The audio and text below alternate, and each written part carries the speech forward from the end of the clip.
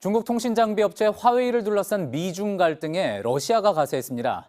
푸틴 대통령이 미국이 편파적이라고 비난을 하면서 중국 편을 든 겁니다. 한편 시진핑 주석은 공식 석상에서 트럼프 대통령을 친구라고 부르며 우호적으로 이야기를 했습니다. 최고조에 달한 갈등에 변화가 있을지 이주찬 기자의 보도입니다. 푸틴 러시아 대통령과 시진핑 중국 국가주석이 상트페테르부르크에서 열린 연례 국제경제포럼 총회에 나란히 참석했습니다. 푸틴 대통령은 작심한 듯 입을 열었습니다. Это уже называют даже в некоторых кругах первой технологической войной наступающей цифровой эпохи. 직접 언급하진 않았지만 사실상 미국을 겨냥한 겁니다. 일부 국가들이 새로운 기술 조류를 독점하려고 있다며 이를 막아야 한다고 강조했습니다. 같은 자리에 있던 시진핑 주석도 거들었습니다.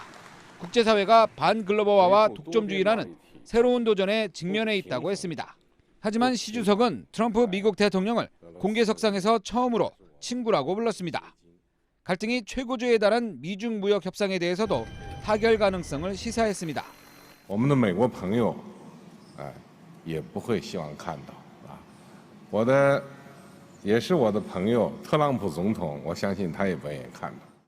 2박 3일간의 러시아 방문을 마친 시진핑 주석은 다음 달 일본 오사카에서 열리는 G20 정상회담에서 트럼프 대통령과 별도로 만날 예정입니다. JTBC 이주찬입니다. 이처럼 미국과 중국의 뜨거운 무역 전쟁에서 통신 장비 업체인 화웨이가 그 중심에 서게 됐습니다. 어떤 이유에서 그런 건지 또 우리에게는 어떤 영향이 있을지 경제산업부 성화선 기자와 짚어보겠습니다.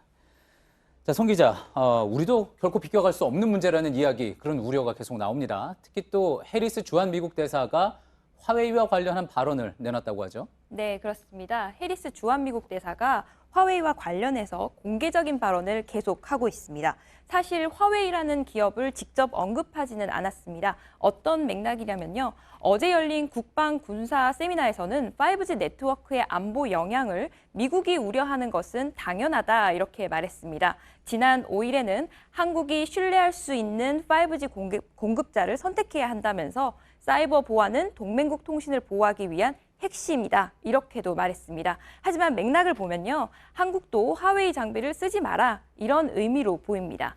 그러죠. 오늘 청와대에서도 이 문제에 대해서 언급을 했죠?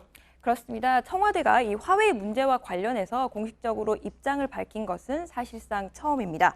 어떤 말을 했냐면요. 청와대 관계자는 일반 통신망은 군사통신망과 분리돼 있다 이렇게 말을 하면서 한미 군사 안보에는 영향이 전혀 없다라고 밝혔습니다.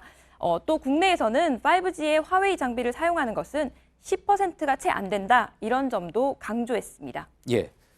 그런데 이제 화웨이는 물론 중국이라는 특수한 상황이 있기는 하지만 어찌 보면 일반 기업 아닙니까? 왜 미국의 집중 공격 대상이 된 겁니까? 네, 이때는요. 화웨이가 주도하는 5G 기술에 대해서 좀 주목을 할 필요가 있습니다. 5G는요. 자율주행차나 사물 인터넷 또 미래 사회에서 꼭 필요한 기술입니다. 이전에 5G 기술 이전에 나왔던 4G 기술과 비교를 하면요. 그때는 미국과 유럽이 장악을 했습니다. 하지만 이 5G 기술은 특허의 3분의 1이 바로 중국에 있습니다. 기업별로 봐도요. 중국의 화웨이가 바로 세계 1위 업체입니다. 이 5G 기술을 둘러싼 패권 전쟁과 함께 안보 문제도 중요하게 거론이 되는데요. 중국 정부가 화웨이가 깔아놓은 통신망을 통해서 어떤 기밀을 빼낼 수 있다 이렇게 우려를 하는 겁니다.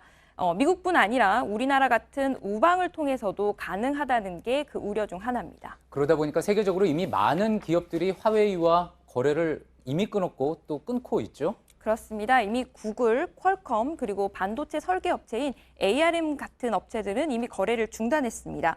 이번에는 페이스북도 가세했습니다. 새로 출시되는 화웨이 스마트폰에서는 페이스북이나 인스타그램 없이 제품이 나오게 됩니다. 예, 그러니까 이제 화웨이가 하고 있는 통신 장비 업뿐만이 아니라 스마트폰 분야에서도 거래를 끊는 기업들이 지금 속속 나오고 있다는 이야기인 건데요. 그러다 보니까 이제 이 화웨이 사태가 길어지면 길어질수록 우리 경제에도 영향을 줄 수 있다는 이야기 나오지 않습니까?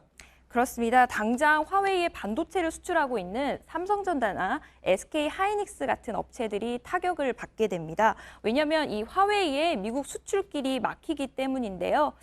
하지만 또 반대의 경우도 있습니다. 삼성전자 같은 경우에는 화웨이가 빠진 스마트폰 시장에서 오히려 반사이익을 얻을 수 있다. 이렇게 보는 해외 전문가들도 적지 않습니다. 예, 경제산업부 성화선 기자였습니다. 예, 이런 가운데 미국과 러시아 군함이 공해상에서 충돌할 뻔한 상황이 벌어졌습니다. 미국 CNN 등 외신에 따르면 미 해군 순양함과 러시아 태평양 함대 소속 구축함은 현지 시간 7일 오전 필리핀의 해상에서 15m 거리까지 접근했다가 서로 비껴 지나갔습니다. 미국과 러시아는 안전을 위협하고 진로를 방해했다고 서로 비난했습니다. 미국 매체에서는 러시아가 중국을 지지한다는 걸 보여주기 위한 행동일 수 있다고 분석을 했습니다.